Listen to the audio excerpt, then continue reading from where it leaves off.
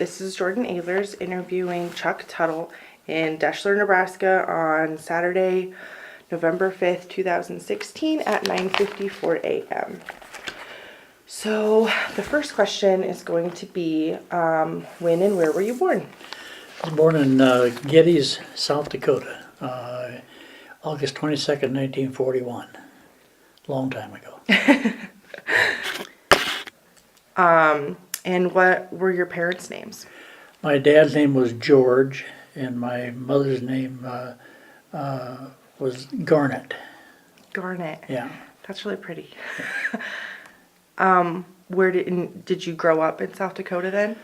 Yeah, we actually was born in Geddes, and then we moved to a little town of Wheeler, which is under about 100 foot of water now, when they flooded the Missouri River. But we lived there until I was, 10.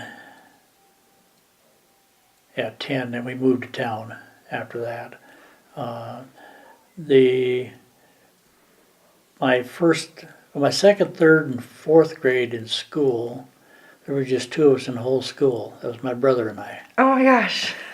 We had a teacher that lived right in the area, and we had a schoolhouse at a country school, so the two of us went to school there until my brother went into high school, and then we had to go to town. But so it was kind of unique, but small town. Cool. And then did you have any other siblings besides your brother? Just one brother, Just one brother? Yeah. And what was his name? Bruce. Bruce. Actually, it's George, but we call him Bruce. It was his middle name. But Okay. And then how would you describe your childhood? different. It was good. We had a very good childhood. We had very loving parents, and we learned to play, as with each other, and as far as siblings go, and we also we worked. We were always workers, both of us, and my dad was kind of a stickler on that. So, which at the time I didn't think was so much fun, but now I'm glad it worked out that way. But And then who was the most influential person to you as a child? I would have to say my dad. My dad taught me a lot of lessons, not always easy ones sometimes, but my dad was a stickler for work. He taught us to have a good work ethic, and I've tried to pass it on to my children too, and it's worked. Okay. And then where did you attend high school? What was that? What was the name of the school? Geddes High School. Geddes High Yeah. School. Okay. And then how and where did you meet your wife? Which wife? I've been married twice. Oh, okay. The first one. What The was her first name? one, well, the first one I met, her name was Juanita June. I met her, actually I dated her sister before I dated her. But I met her in 1962, just before I went overseas. Okay. And then when I came back, we got married, and we had 3 children, and we were divorced in 76. I moved back to Omaha then, and then I met my current wife in 1980, and we were married in 81. And she had 2 children, which I adopted, Okay. so we have a total of 5. And then after, how long did you live in Omaha then? Well, I actually was in Omaha 2 different times. When I came back from overseas in ’63, we got married. My first wife and I got married. I was stationed in Omaha at Offutt Air Force Base until ’65 when I went to Germany. Then in '77, so 77, after my first wife and I split, I was on my way to Arizona, and I stopped. My brother lived in Omaha, so I stopped to see them. Well, I ended up staying there, and I stayed there till 1981. Then I moved to Blair, where my wife and I got married. Moved to Blair, and then we were there until 80, 89. Then we came out here, and we lived in Superior from 89 to 96, and now we live in Nelson. Okay. And I guess you already answered when you got married, Yeah. both times. And then you said you have 5 children, and where were they born? Well, the oldest 2 were born in Omaha. One of them, the oldest daughter, was born November 24th, 1963, in St. Catherine's Hospital in Omaha, which is no longer there. And then my son John was born February 22nd of 65. He was born at Offutt Air Force Base. And then my middle daughter, Leanne, was born in Germany in 1967, March of 67. And then the 2 adopted ones, Erica was born the 1st of May 1977, and Nick was born April 23rd of 78. It's kind of a long story there. My wife Deanna's, my current wife's ex-husband, shot and killed her parents. Oh my God. Yeah, and that happened in November of 77, and so Erica was only just a few months old, and she was pregnant with Nick at the time. And he ended up dying in prison. But then when we got married, it took us from 81 to 86 before I finally got them adopted. But they're just like mine now. They're just, I'm really the only father they've ever known. So Yeah, so it's been interesting. that's really cool. And then what careers have you had? Well, I spent 14 years in the Air Force. And then I worked in Omaha. I worked for a forklift company as a mechanic, and then I worked for NP Dodge. When I met Deanna, I went to Blair, and I worked at Dana College until they closed. Well, they closed now, but I worked as a head of housekeeping there for until they eliminated that position. And then it was kind of a funny story. I got started down having coffee with the maintenance men one day, and they were complaining about the cost of a locksmith. And I just jokingly said, well, if you pay for my school, I'll do it. So they paid for my locksmith schooling. And then when they eliminated my position, I opened my own locksmith shop. Then I got involved in law enforcement. Guy's the sheriff from Washington County now, Mike Robinson, talked me into, they had what they called a sheriff's patrol. It was a civilian. I got involved in that, and then ended up working part-time as a deputy. And then I was a reserve deputy, and you can only work so long as a reserve deputy before you have to go to school. So they sent me to school, and I worked part-time for a while, and then I was chief of police at Fort Calhoun for 3 years. And then I got a job out here as a deputy, and I came out here, and then I retired. Well, I shouldn't say retired. I retired in 2003, but I kept working part-time until this last year. And then I figured at 75 it was time to quit. But I've done a lot of different jobs. And I say that goes back to my dad, I think, teaching us the work ethic that, that you need to do. And but I'm on the city council in Nelson. I've been on there 12 years. Like a dummy, I just run again.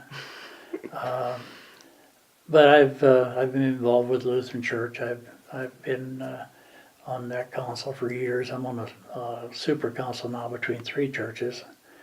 And somebody told me 20 years ago that I would actually preach at a service. I called them crazy, but I've done it. So you've I've done a lot of different things. done a lot of different things. Yeah. That's good though. What were you doing prior to the war starting, or prior to your awareness of the war? Well, actually, I got involved in Vietnam early. I went to Vietnam the first time September 1962. I think the 34th or 35th, one of the first 50 to be at Tan Son Nhut Air Force Base in Saigon on temporary duty basis. And of course, I became aware of the war. I was stationed in Okinawa prior to going over there. So we were aware of what was going on, but, the things started in Vietnam long before the American people were aware of it. That was just, I always was upset that they kept that so much of a secret, but it wasn't. It was, we were talking about the other day, just like they said in 1962 when Gary Powers got shot down in the U-2 aircraft, they come out and said, oh, we don't have any U-2s anyplace. We had 3 of them sitting at Canadian Air Base. And I saw them every day. So, it's just, that was kind of the awareness of it, But, yeah, it was interesting. And Vietnam in '62 was Saigon was a beautiful city, absolutely beautiful. Of course, it's got the French background, but the people were friendly. You could, the economy was, because of being Americans, of course they thought you had all the money in the world, and to them it was a lot of money. But I actually enjoyed Saigon the first time I was there. But didn't like living conditions too well, but I bet. And you said you enlisted, correct? Yes. Mm-hmm. Okay. And how old were you? when I enlisted I was 19. Yeah, 19, because I enlisted in 1960. I went in February of '60. And so I'd have been 19 at the time. And why did you enlist? My brother had been in the Air Force, and I just thought it was a good opportunity. And I knew that the way the draft was working, I didn't want to. I had kind of learned the lesson. I had 5 uncles in the Second World War. I had kind of learned the lesson from them. They said, the Air Force provides beds and hot meals. So and that's true. That's one of the things that convinced me. Of course, like I say, my brother had been in the Air Force too, and I had an uncle who was in the Air Force, and so that's where I wanted to go. Okay. How many men your age did you know enlisting or being drafted? Oh, there was a lot of them. And I think in my class alone, and I had one class of 21, but if I remember right, I think there was either 8 or 9 of us Oh, wow. went in. Either enlisted or were drafted within a couple years of graduation. But I went in. I graduated in '59, in May of '59. I actually enlisted in January, but I left in December, in February. So. Okay. And where were you living at the time? You were living in? At that time I was still living in Geddes. Geddes, okay. And you picked the branch, the Air Force branch, because of your brother? Yes, that's primarily it. Okay. Do you recall your first days in the service? Oh, yes. Yes, I do. I went to Lackland Air Force Base in Texas. And I remember we got there in what they call a rainbow flight, because all of your different color clothing and everything, and it takes a few days to get your clothing. But I can remember sitting in the barracks, sitting on a footlocker. I thought, what in the hell did I get myself into? But that was only for just a day or so, and again there, I think that because of my folks, the way they brought us up was, don't judge everything quickly. Let things settle down, and that's kind of what I did. And I was there 6 days, and they came in one morning and said, want to know if anybody in there played musical instruments. Mm-hmm. And I had played baritone in the band, baritone horn, so I said, yeah.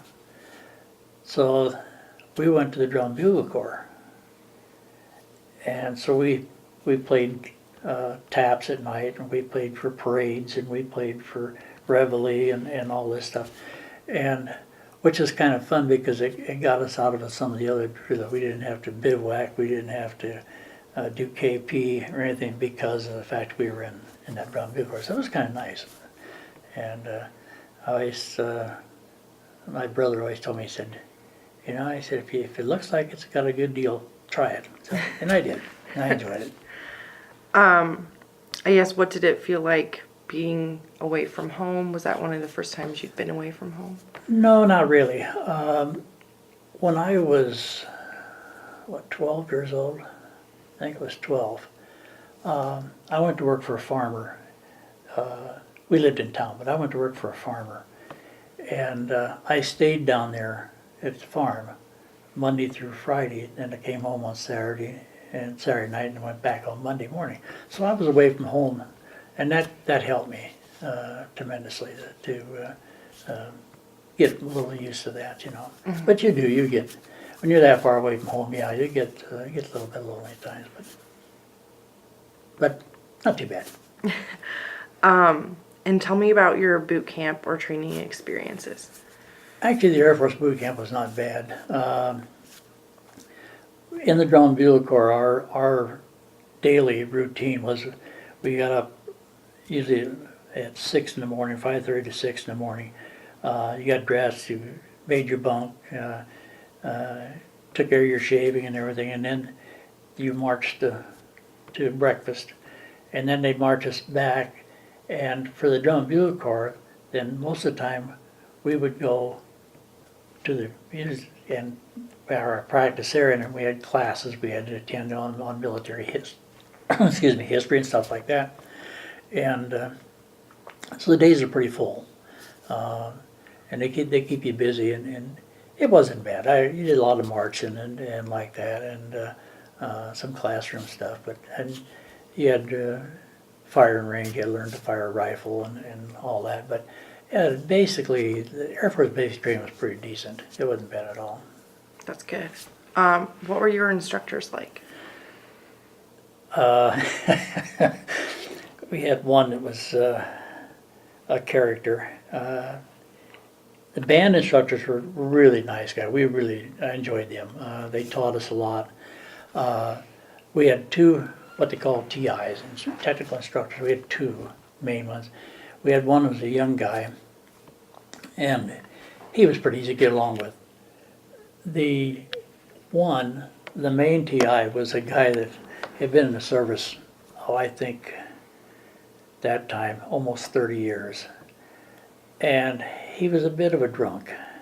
He owned 2 bars in San Antonio, but he was a gruff old character. But he was good, and he knew what he needed to teach you, and he did. But we always laughed at him because several times we had to drag him back in the barracks after roll call in the morning. But he did the job. How did you get through your boot camp and training experiences? Oh, I had no problem at all. No. Okay. It didn't bother me any. I was, like I say, there again, I think, my parents. Okay. How did you learn about or receive information about the war, and how did that change your perspective? Well, we knew, of course, we were informed about what was going on, the build-ups and some of the stuff going on. And my first base after basic training was Cheyenne, Wyoming, and that's primarily a missile setup. And so there, you were briefed on what was going on. You kept up to date on what was transpiring. But really, the Vietnam never really come too much into the picture until later on. I guess the first time you really thought too much about it was when I went there the first time. That was at that time I had no idea where Vietnam was, Mm-hmm. but I found out. And then where exactly did you go? And then when and how old were you? Well, when I went to Okinawa in, I gotta think about this, 61. Yeah, September 61, I believe it was, that I went to Okinawa. That was on an 18-month tour of duty. Then in September of 62, they sent me to Vietnam on temporary duty. I was there until February of 63. I was at Saigon at Tan Son Nhut Air Base.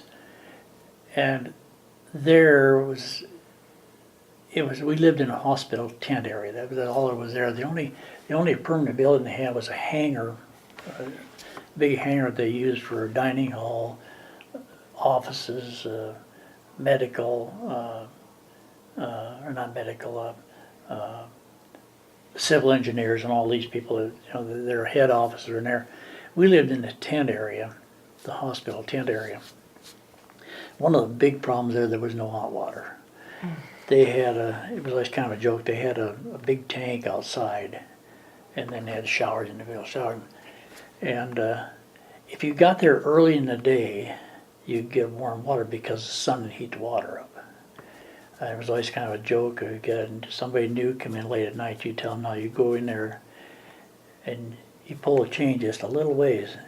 It's going to be cold water, but you get soaked up, and then when you get ready for the work, you pull it all the way down. Well, of course, when you pull it all the way down, you had nothing but cold water, more cold water.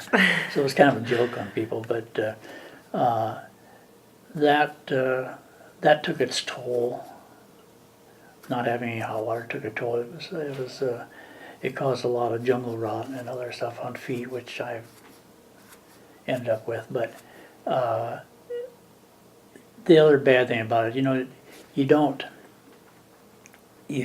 think about being in hospital, or you don't think anything about it, but you saw the body bags come in, and you see this, and for a 21-year-old kid, that's a little bit tough, especially when you come from a farming community where you don't see that kind of stuff. That's a little bit tough, Yeah. But it took a little getting used to, and I guess you never really get used to it, but it's works on you, But Do you remember arriving and what was it like? hot, terribly hot. We flew in on a C-130, and I know I stepped off, and it was just like stepping into a sauna. It was just tremendously hot. The odor. There's an odor. Any place in the Far East there's a certain odor that you associate with that area of the world, and that was one of the things that amazed me, and just the people. Their dress method was kind of strange to us, but the people actually are very nice. Never had any problem with the people at all. Other than the fact that you didn't know who was who. Mm-hmm. And that was one of the problems of the war. You couldn't, there was no distinguished enemy because they're all the same. Mm-hmm. When during the Second World War and like that, the Germans had you pretty much could tell who they were, the Japanese, but these people are all the same.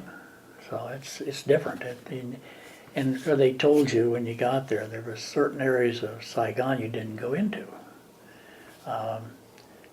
There was a Chinese portion of town which was fine, but then there was, I believe it was if I remember, I think it was the northwest side of Saigon.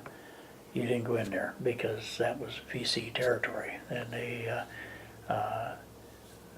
instilled that into you, and they got a lot of these little rickshaws over there, and they tell you if their rickshaw heads are their way, bail out,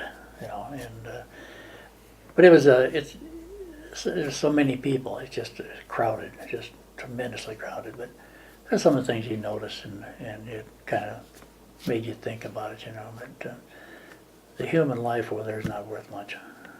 So I forgot where I was.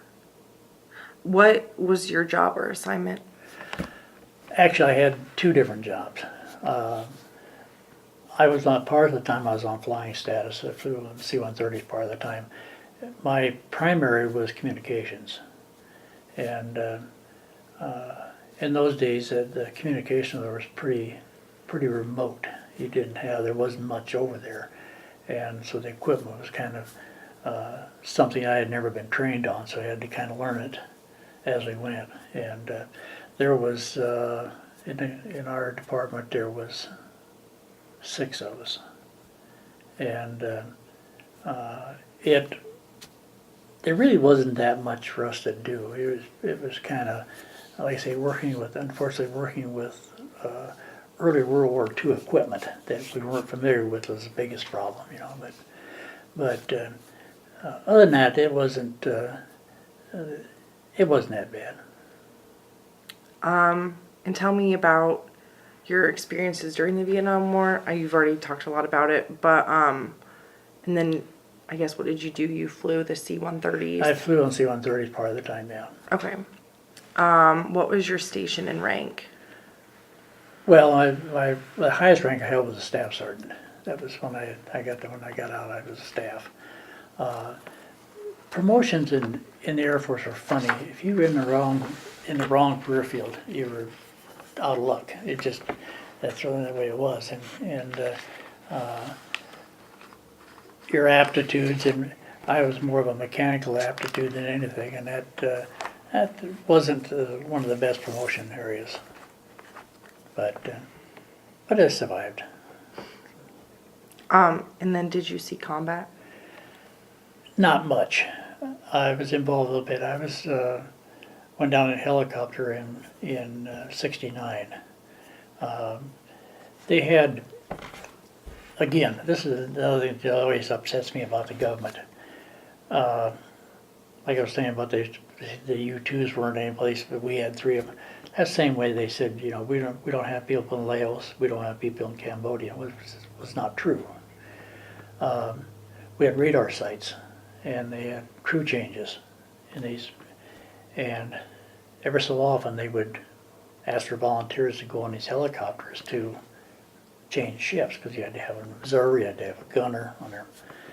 And I went several times, but one time too many, because we got knocked down, we got shot down. Fortunately, we survived.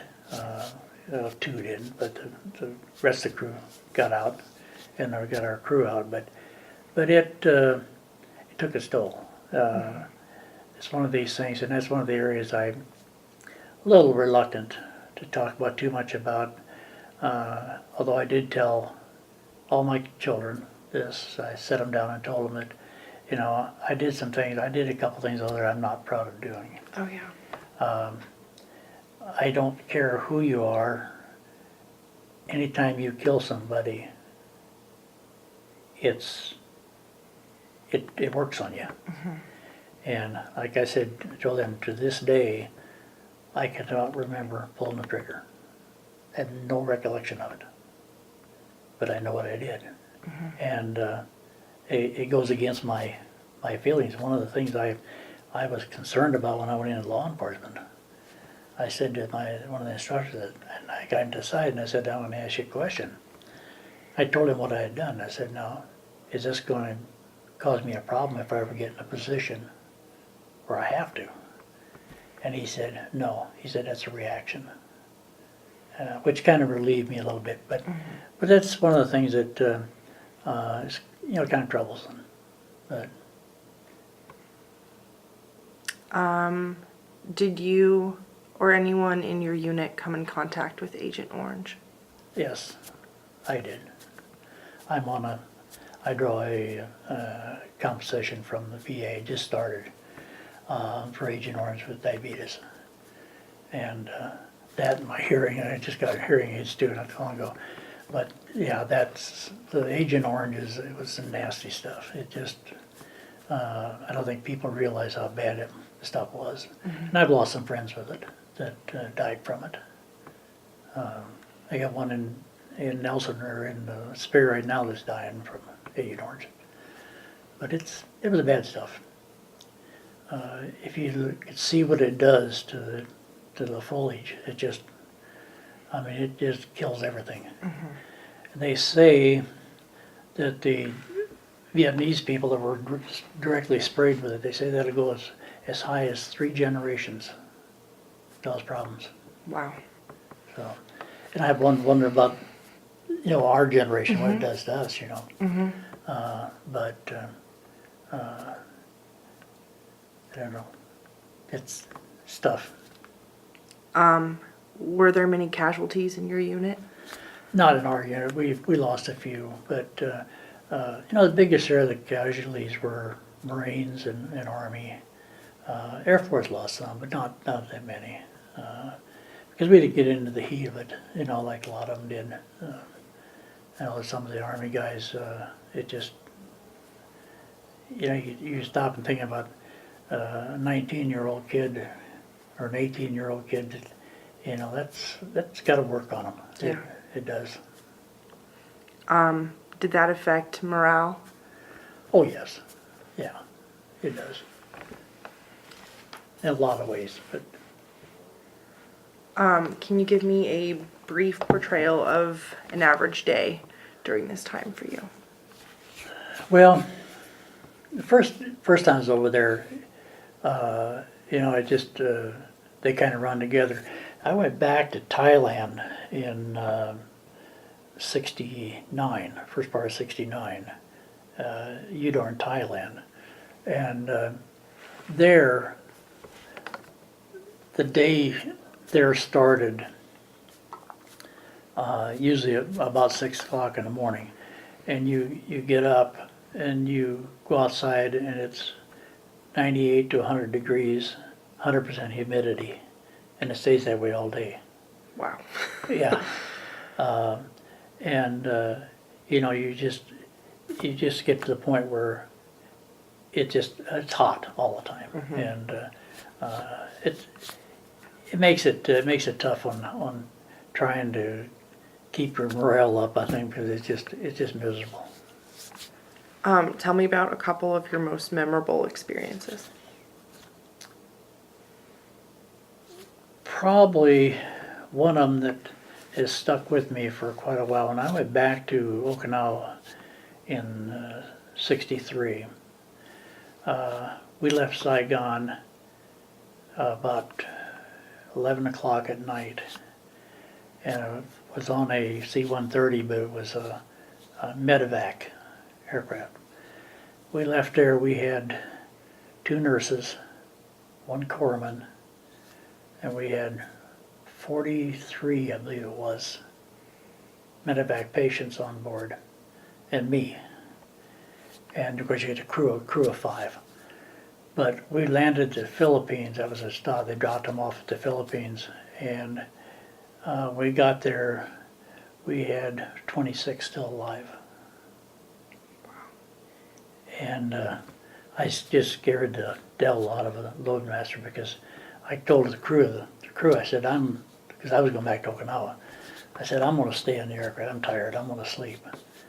Well, I crawled up in one of the racks, and unbeknown to me, they changed crews, and they never told the crew that I was in there. Well, of course, the loadmaster come walking back through there after they're airborne and found me in there and just about died, because he thought we left a patient in there. But that's one flight that I will always remember, because it just it kind of brought home what was going on, But it was a little tough on that. Were you awarded any medals or citations, and how did you get them? Just the only ones that were just the Vietnamese Service Medal and good conduct and an outstanding unit award, but that was primarily all. I wasn't the glory guy, I was a grunt.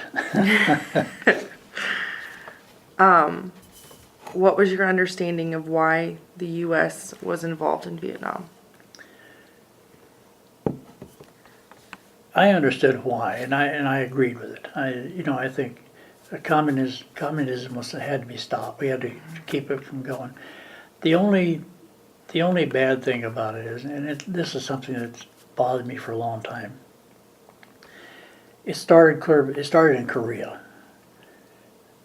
Every war before that, you had a decisive outcome. Korea was shady, but Vietnam, it was a waste of time. Afghanistan was a waste of time. Iraq was a waste of time. If they would let the military fight and do the job they needed to do, we wouldn't be where we are today. It's just, that's one thing that just irritates me, because you can't win something by just hitting here or hitting there. You've got to go all out and do it. Otherwise, it's just a waste of lives. A tremendous waste. Over 58,000 men died in Vietnam, and for what? It just, I don't think it was right. But How were soldiers treated, and did they get proper care? oh yes, they were treated good. They're very well taken care of.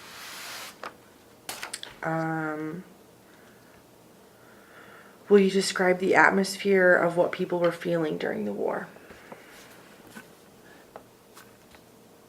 Actually, you got that kind of goes in a different segment, because it depends what branch of service you were in, where you were at. The Air Force morale was always pretty good. But there again, we had bunks, we had food, we had hot food, we had good like that. But you take the guys out in the field, that's pretty rough on them, and some of the lives, or the way they lived, was just basically terrible. I don't know if you've ever watched the movie We Were Soldiers with No. Mel Gibson. It's on my list. Watch it, because that's gonna tell you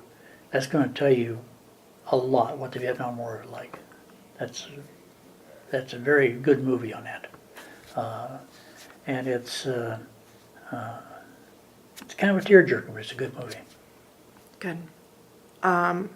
Did you communicate with friends, family, and sweethearts back home? Oh yeah, we of course through letters, and then there was a group of MARS. It's called Military Affiliated Radio, and it's we could call home on that occasionally if you could get through, and we did that quite often, and that worked pretty good. And but most of the letters, that's kind of keeps you going, and you get letters from the family and so on. But What was the food like? well, there again, depends where you're at.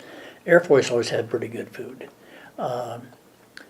It wasn't always cooked good. It wasn't always that tasty, but it was adequate.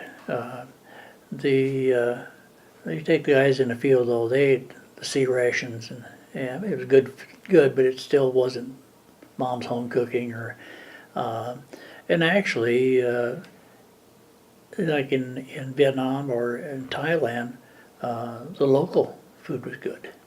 You had to be a little careful where you went, but there were certain areas where you knew you could go, and it was safe, and very cheap, very cheap. In the early 1962, when I was there the first time, you could take a carton of cigarettes and you go downtown and you can buy anything you want, a carton of cigarettes, because they wanted American cigarettes, and of course the military were the $1.10 for a carton, so they're pretty cheap. But the food, like I say, you had to be careful where you ate, but it was good. What were some of the supplies they sent you, and did you ever feel like you never had enough? Probably one of the worst things we had was it was hard getting new clothing, new uniforms. There was quite a shortage at that point, and they didn't last. That humidity and stuff, they just and of course the laundry. You had laundry girls that came in and did the laundry, And, you know, like the old story of beating him between two rocks, that's pretty much the way it was. And so the uniform didn't last very long, and that humidity just was terrible. And you had a light bulb in your locker to keep it from mildewing. But What were your emotions? up and down. Like I said, you can be on a high one day, and the next day if something will trip you, and if you saw the body bags and stuff, and that would put you down a little bit. But they had the chaplains over there did a good job. You had to hand it to them. They'd come around and visit all the time. And it didn't make a difference if they were Catholic, Lutheran, or what they were. They came, and that was good. That was the only place in the world I went to sing in a choir or carrying a rifle. So Was there anything special you did for good luck? just talk to God. That was it. How did people entertain themselves? Or were there entertainers? Like Oh, the yeah. USO? Yeah, they had USO. Martha Ray, I loved Martha Ray. I got to know her, and she was. I didn't like Bob Hope. Bob Hope was excuse my French, but he's a turd. But there was, we had Charlie Pride was over there. There was, of course, the one that was over there I didn't want to see was Jane Fonda. Jane Fonda's, I think, should have been treated as a traitor. But but they had the NCO clubs and the Airmen's clubs, and they always had pretty good entertainment in those, and had a lot of local entertainment in there. But it was pretty decent. It wasn't bad at all. Good. What did you do when you were on leave? Well, most of the time I went home, and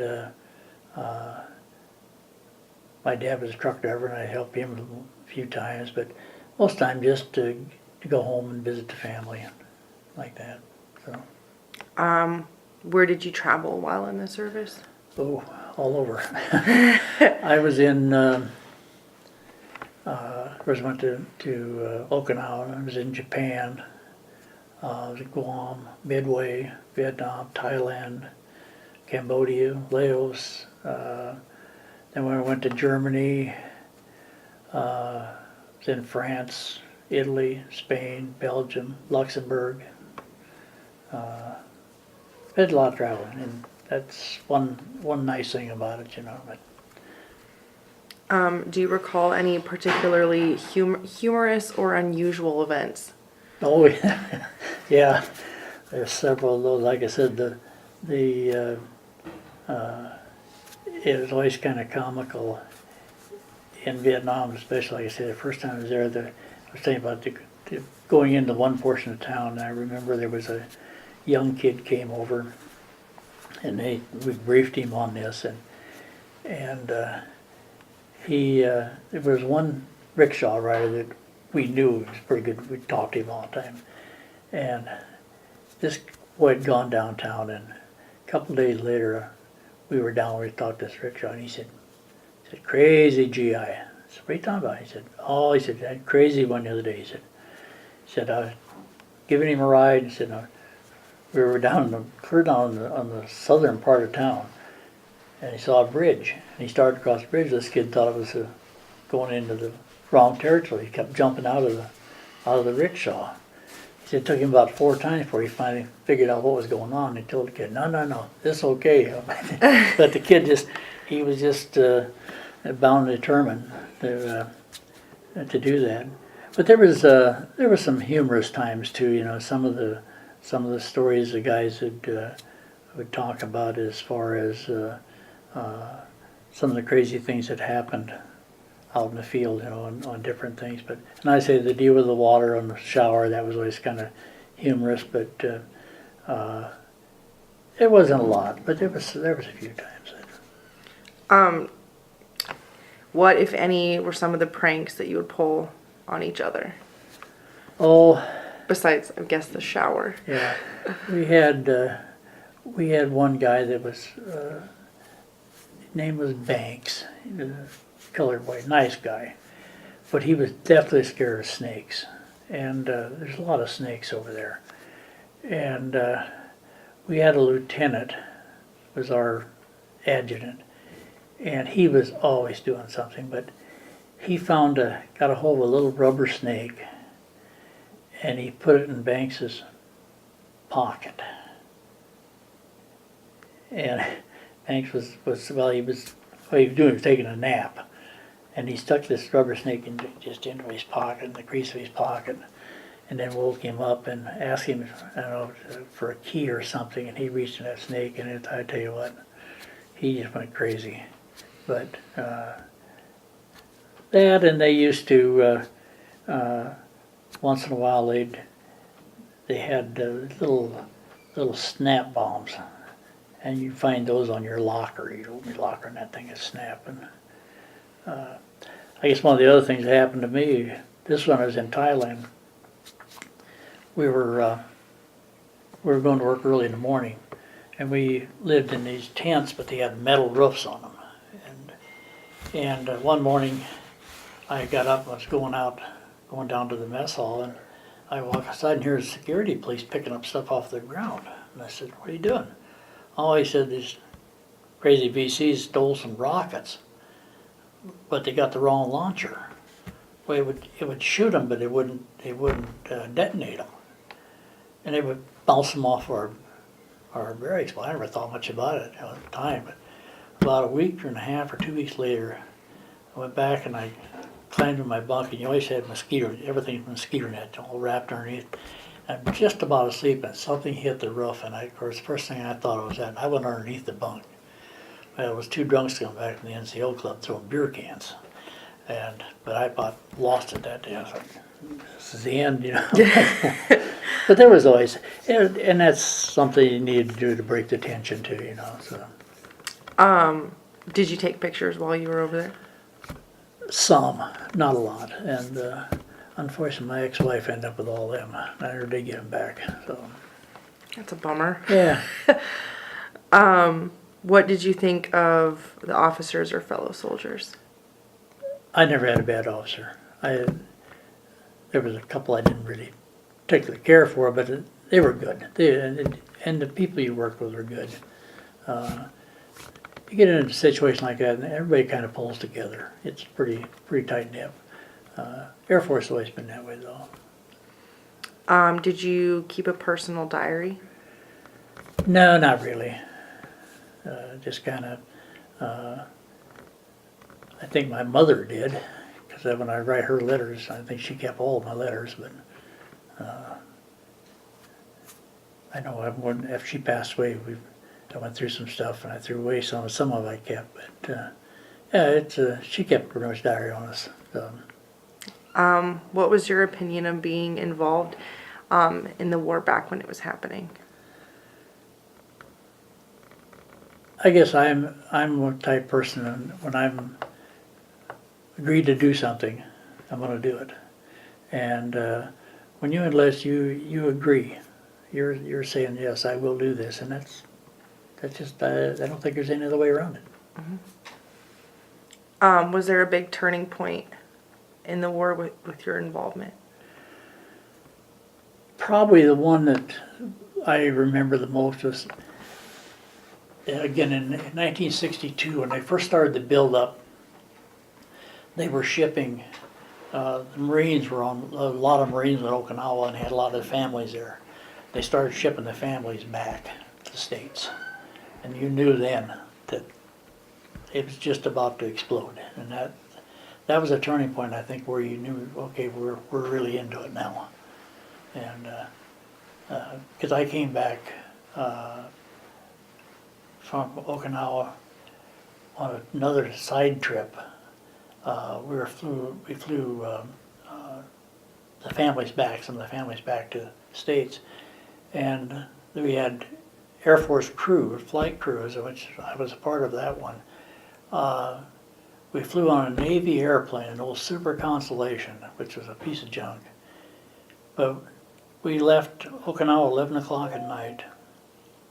We went to Tachikawa, Japan, we had trouble with landing gear. And this is all women and small children on this. We sat there 58 hours while they supposedly fixed the aircraft. We went to Midway Island, same problem again. Sat there for 12 hours. Went to Hawaii, lost an engine going into Hawaii. We sat there 8 hours. And the whole thing about this was what the plan was if you took this flight, when you got back to the States, you got 7 days leave that didn't count on your leave time, and an airplane ticket to wherever you wanted to go and back, so you get back to Okinawa.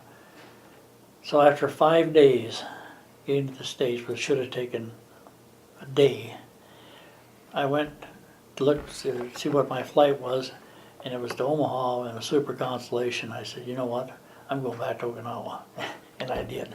But this was a turning point. At this point, you knew then this thing was going to escalate in a hurry, and it did.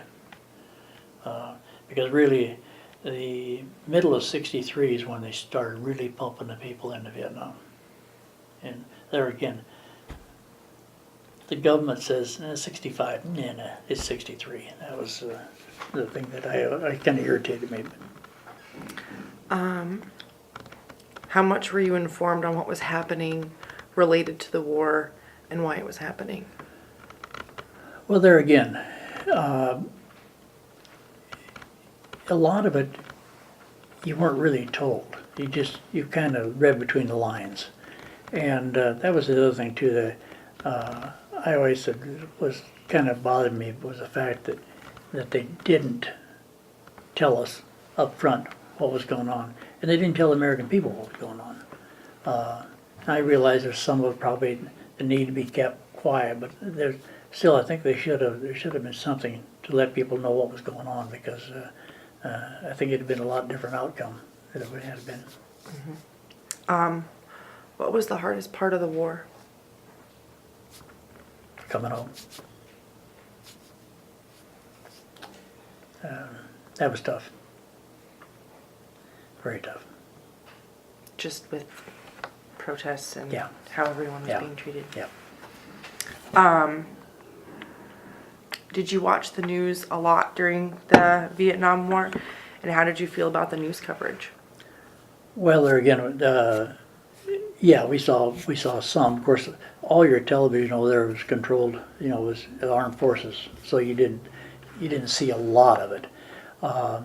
But if you ask anybody who's over there when deals like with Jane Fonda and stuff, and the protest, it hurt people. It did. Mm-hmm. It gave you a sour taste in your mouth. It just wasn't right. When you came back and you were living in Nebraska, how did you feel about the news coverage then? Well, there again, when I came back, I went to Vandenberg Air Force Base when I first came back, and then I went into recruiting. I recruited for the Air Force for 3 years, and it made it hard. Recruiting, very hard with the new stuff, and because you'd go talk to kids, and their sets mom says, "Was my son going to have to go fight?" But you can't say no, because you can't say that. You say you hope not, but that's just it, and that made it hard. But then on the other hand, I recruited in South Dakota. And the old South Dakota farm boys are different. They're a different bunch, They say, okay, I'll go. I'm not worried about it, but it still made it hard. So. How did your family and friends feel about your homecoming? Well, of course, they're glad to have me home. That was,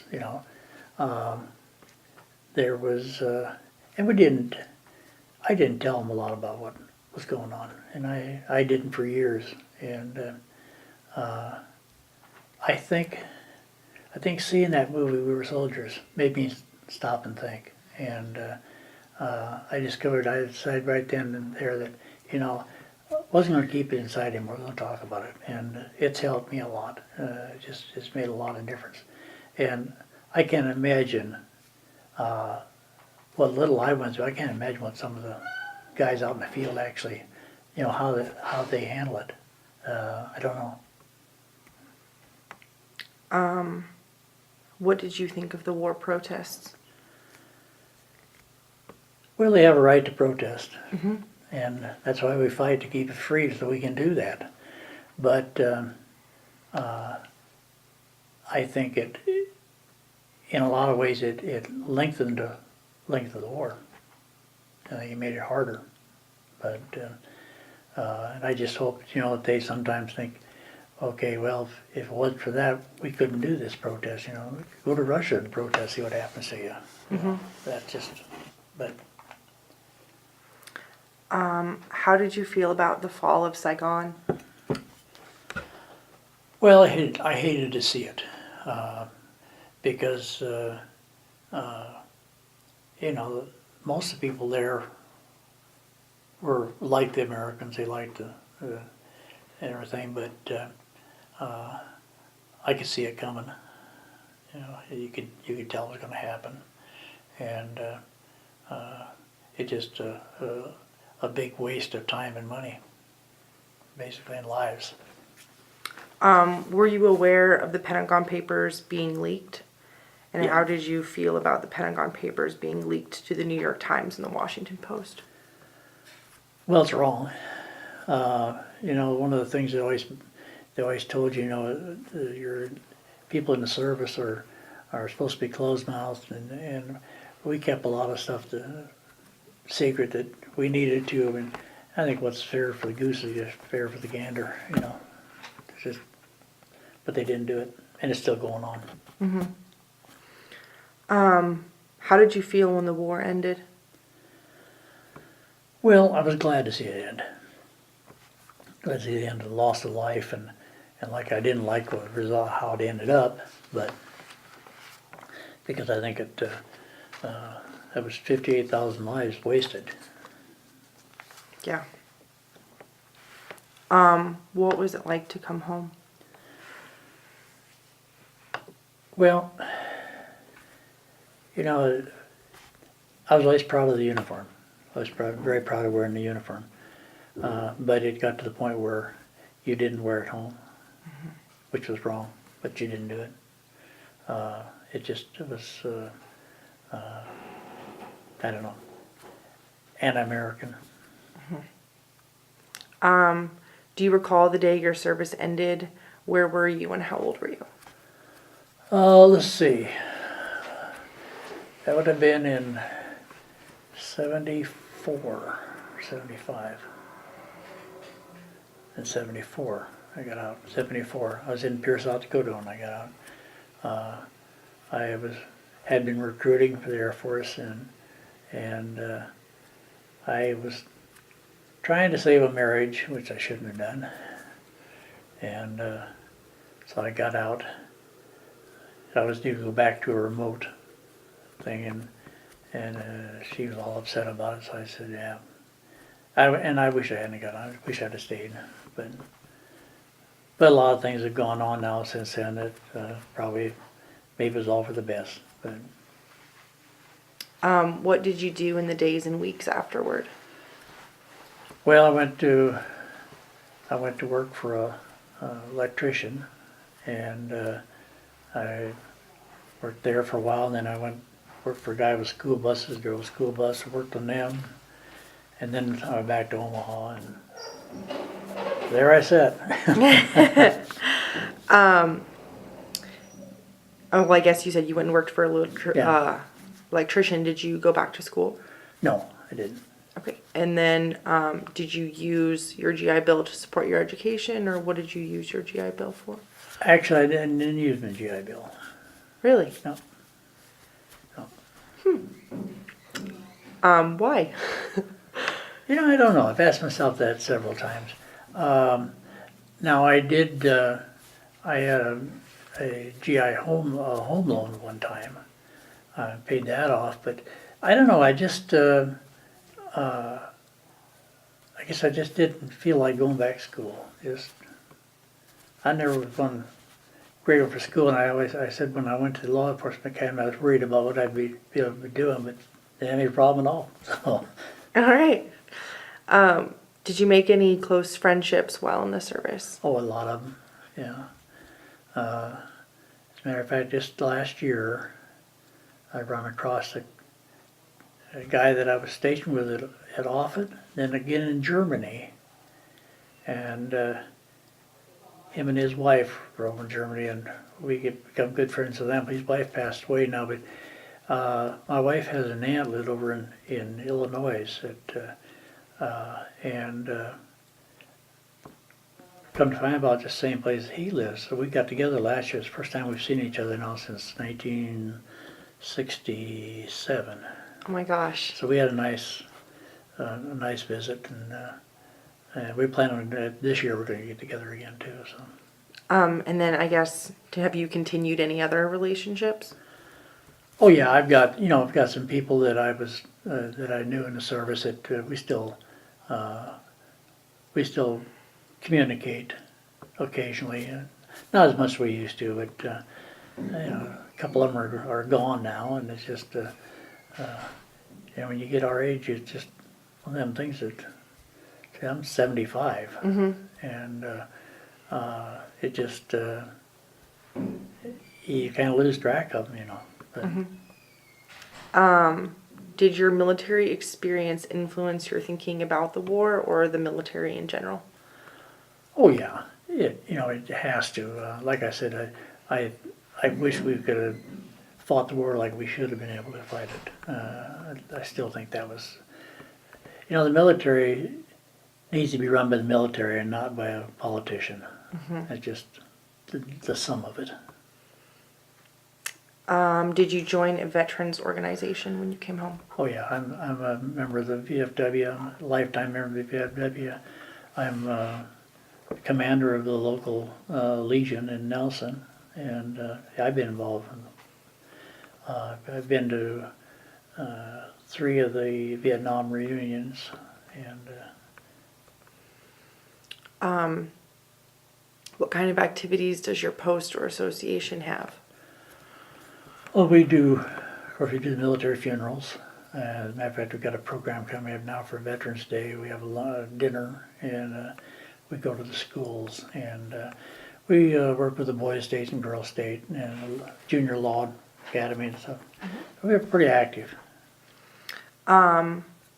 Just with homecoming and aftermath, what do you think that we could have done differently? Well, the American people could have backed the military people and not did what they did.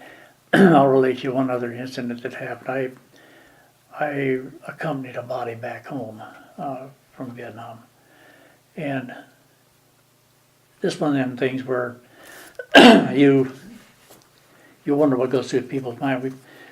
When we landed at Travis in California, we talked to the pilot about if we could park away from the airport, get back out of the site, which they agreed to do. And we had to pick up the body. We asked it not to be a hearse, just to be a van. And we thought, well, maybe we can get by with this. And so we landed, and we unloaded with the van. As we started out the gate, I looked aside, and here was about half a dozen protesters standing there, and baby killer, and I, just wanted to, but you can't do it. So, and that's bad. That hurt a lot of people. So. Yeah. What are some stories that you think are important and have gone untold? Oh, there's probably a lot of them, but I think the one that they need to tell was the truth about what was going on over there, not what the news media was saying or anything else. What the really truth was, and the truth is that the American GIs did a good job, and if the uppies in Washington would let them do it, we wouldn't be where we're at today. That's my feeling on it. Do you think anything has changed in the last 20 to 30 years about how the war is perceived? Oh yeah, I think it has. I think you're starting to see a little more forgiveness and a little bit of understanding of what they went through. And because you're starting to see you're starting to see some things that weren't told that are starting to be told. And I tell you, if you ever want to see something, and there should be one this year. I'm not sure where it's at this year. When they had the Vietnam reunion, if you want to really see what it's like, go there. You can go. Anybody can go. Oh, really? I didn't know. And oh yeah, and it just it changes your outlook on what it was like, and it's really interesting. It's really moving to go, and if you have a chance to go, it's worth it. What lessons did you learn that you would want others to remember about this time in history? That we tried, and I think we did a good job. It was just one of them things that it was an unpopular war, and I think, first place, all wars are unpopular, but I think that the news media blew a lot of it out of proportion, and there was things that happened that shouldn't have. Yes, and it's going to happen any place. Any war is going to be that way. There's going to be stuff that happens that probably shouldn't, but that's the nature of the beast. So.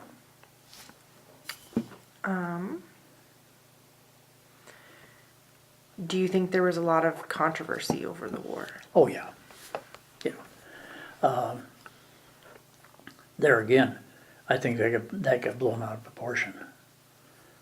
And there again, I sound like a broken record, but I blame news media for a lot of that. And that's what's going on today too. The news media is blowing everything out of proportion. So.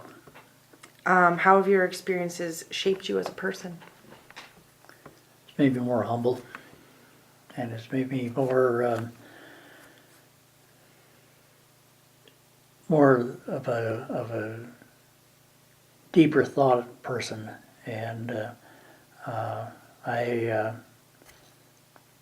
never was a real religious person until after the war, and I think that's one thing that got me through it too. Are there any misinterpretations currently that we may have about the war? Well, I think there's a lot of them. I think a lot of them were stuff that was kind of misleading, and like I said again, things happen, and they're going to happen, and you have to take that in stride. And you have to take the good with the bad, and it's going to happen. And it's just one of them things like, I go back to the Lieutenant Calley episode. What people have got to realize, that tensions are high. And I find the same thing in law enforcement. They talk about cops shooting people, maybe innocent people. What they don't understand is you have a split second to make a decision to do something like that. And Lieutenant Calley, and I still think, from reading the reports on everything, I think what happened there was somebody accidentally fired a weapon. And of course, first thing they thought, one of their groups got a gun. And it's the old self-preservation thing. And I think that's a misconception of what really happened. But and the same way with law enforcement, people don't realize that you have just a split second to make that decision whether to shoot or not to shoot. And an old saying in law enforcement kind of fits it. It says they'd rather be tried by 12 than carried by 6. And I think that was the same with the military. Things happen, and I don't think they got the whole story out. Once the war was over, did life return to normal, or were there some things permanently different? Oh, there's some permanently different. There's, that's something you can't erase that memory. You can try, but there again, like I said, I think talking about it is better than bottling it up. I think that's where people get in trouble. They bottle it up, they don't talk to anybody, and I've seen it. You know, we had the Vietnam traveling wall here a few years ago, and we're trying to get it back again. But I know there was one guy from Superior that went through a lot in Vietnam. Didn't want to talk about it at all. And the first day we had the wall there, that night, I happened to look up and I noticed him clear off in the distance, watching. And the second night, he was there again. And there was a lady, and I can't remember her name now, but she was one of them that was with her, were supporting the wall. And she had little buttons that she was giving out to everybody. I still got one, but she went over to him the third day and talked to him and led him over to the wall. And he started talking about it, and he's just a totally different person now.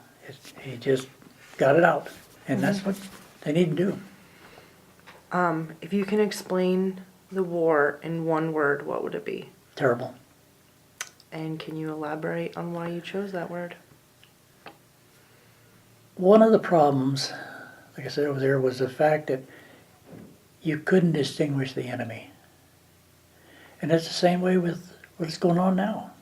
You can't distinguish it. We trained a lot of Vietnamese and Thais to do stuff in the military, and a week later they're gone. They go the other side. Wow.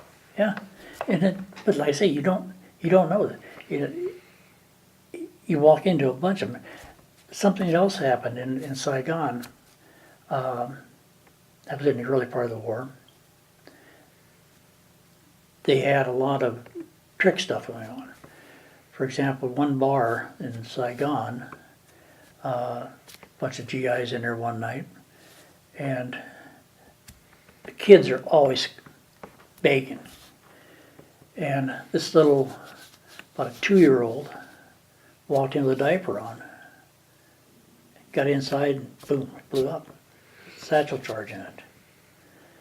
And probably one of the comical side of things, about 6-7 months later, I was in on that. We were sitting in the Continental Hotel bar in Saigon, and through the front door comes this little child.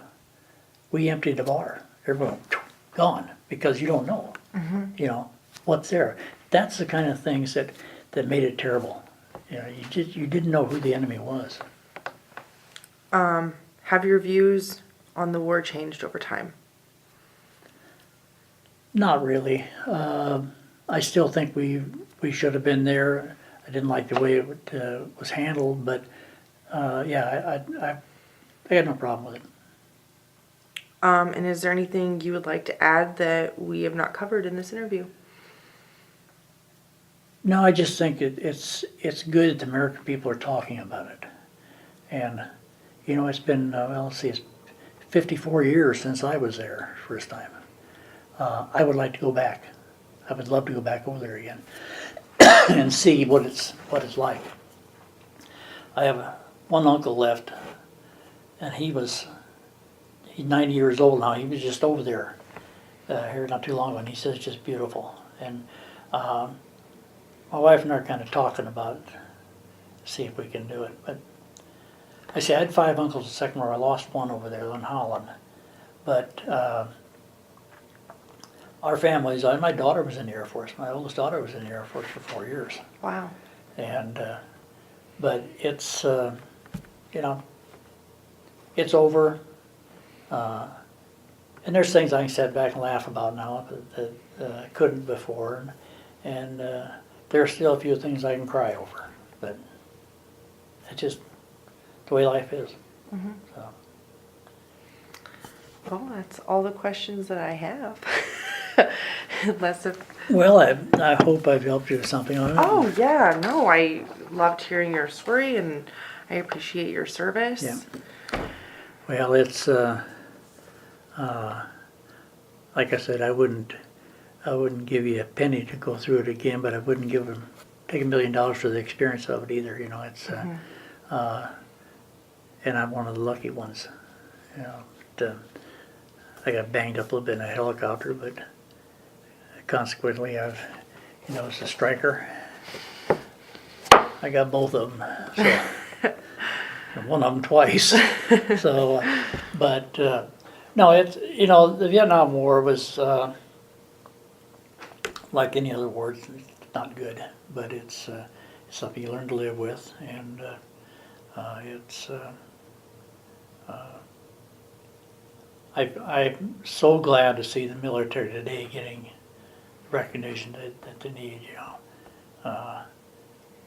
and I've always admired this honor guard too. That's the motorcycles. I think that's really. But if you ever get a chance to go to the Vietnam reunion, go. It's an experience.